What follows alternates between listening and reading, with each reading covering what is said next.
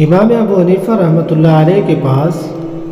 ایک صاحب اپنا چھوٹی عمر کا بچہ لے کر حاضر ہوئے اور امام صاحب کو کہنے لگے کہ آپ اسے اپنی مجلس میں بٹھا لیں اور اسے آپ تعلیم دیں۔ تو امام صاحب رحمۃ اللہ علیہ کی شرط یہ تھی کہ جو طالب علم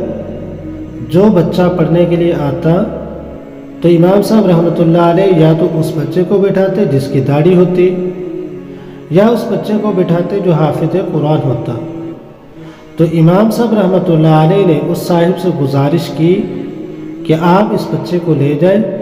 اور اسے حافظ قرآن بنوائیں، جب حافظ قرآن بن جائے تو پھر میرے پاس لے کر حاضر ہو جانا۔ تو امام صاحب رحمۃ اللہ علیہ نے اس بچے کو اس کے والد کے ساتھ واپس بھیج دیا، چلے گئے اور ایک ہفتے کے بعد دوبارہ وہی صاحب لے کر حاضر ہوئے۔ تو امام صاحب رحمۃ اللہ علیہ کہنے لگے کیا میں نے آپ کو پہلے نہیں کہا تھا کہ یہ بچہ حافظ قرآن ہونا چاہیے؟ تو اس صاحب نے جواب دیا کہ یہ بچہ الحمدللہ حافظ قرآن ہی ہے اور یہ قرآن مجید حفظ مکمل کر چکا ہے۔ اب یہ بچہ کون تھا؟